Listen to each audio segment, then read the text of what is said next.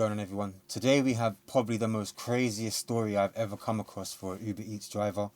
I'm not even going to waste your time. Let's head straight over to the computer.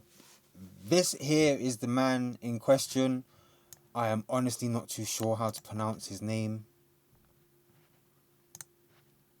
Jitendra Prajapati. Okay, that didn't help me. But today's story is about this man right here and how he went to do an Uber Eats order and sexually assaulted a customer.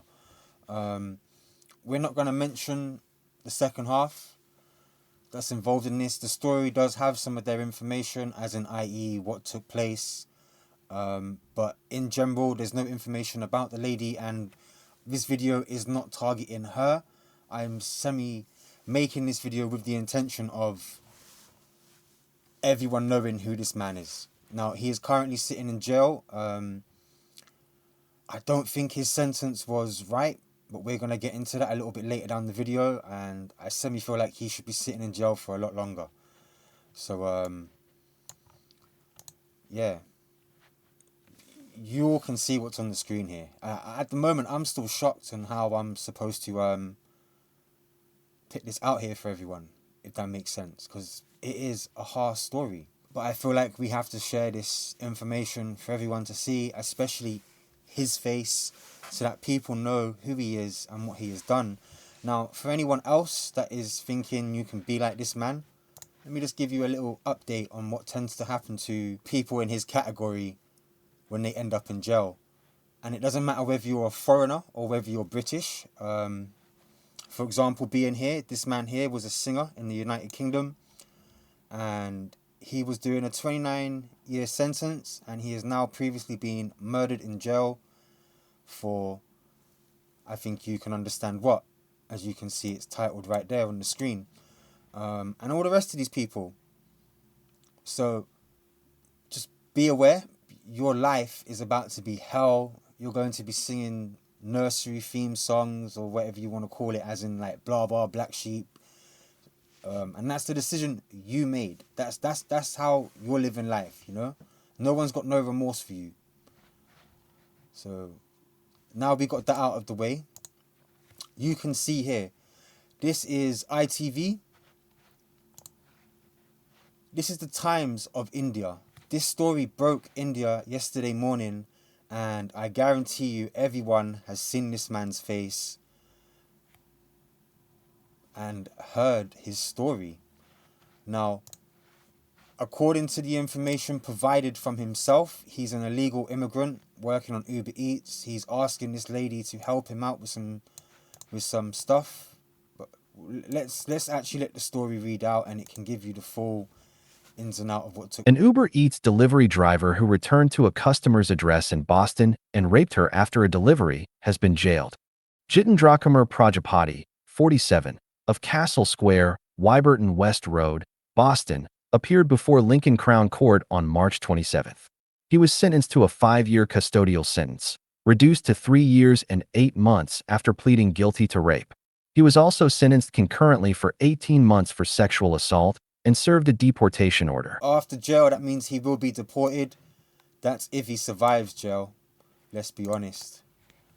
And he doesn't look like the type of person that's going to get along with people in there, especially when they know he's a convicted, you know what. The court heard how that Prajapati's vulnerable victim had used the delivery service just after lunchtime on January 19th.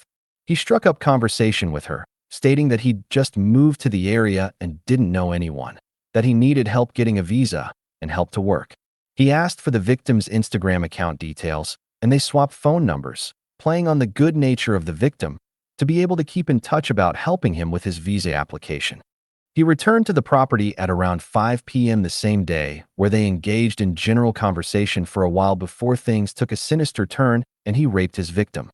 After leaving the property, he sent a message to his victim saying, "Hey, I am sorry." He then changed his WhatsApp username and enabled disappearing chat after 24 hours. More messages were exchanged where the victim accused him of raping her.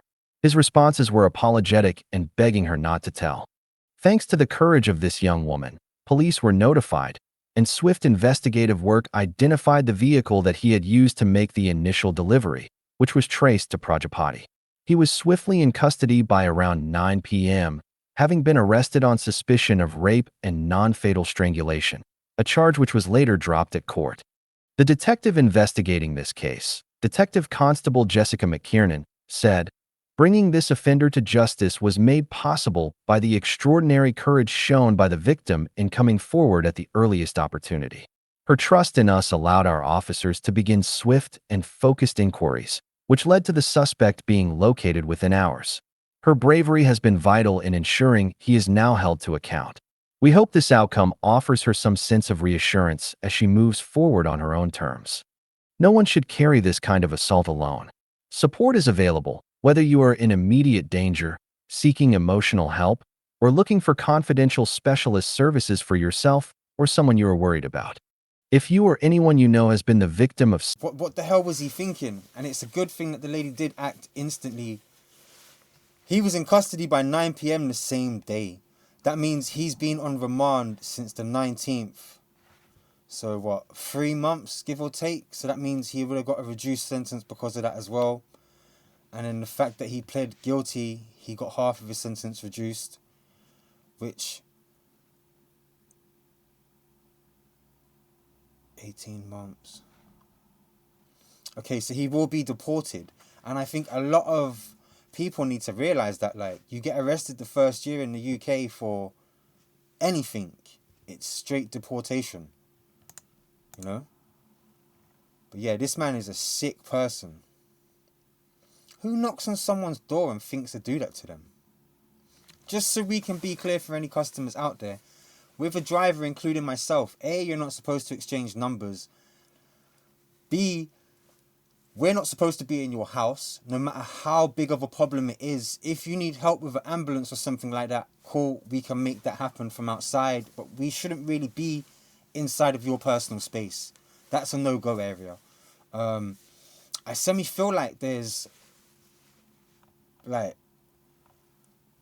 a lot of malicious things that were done here. For example, being the way he's speaking to this young lady through WhatsApp. We obviously don't know exactly what the conversation is, but we can get a good understanding that he is basically trying to intimidate her so that she doesn't tell the police. And it's a good thing that she wasn't intimidated. I'll tell you that from now. That's crazy, man. But yeah, I'm ashamed of this driver. I really am. That's fucked up. But on another note, I guess I'll catch you guys in the next video.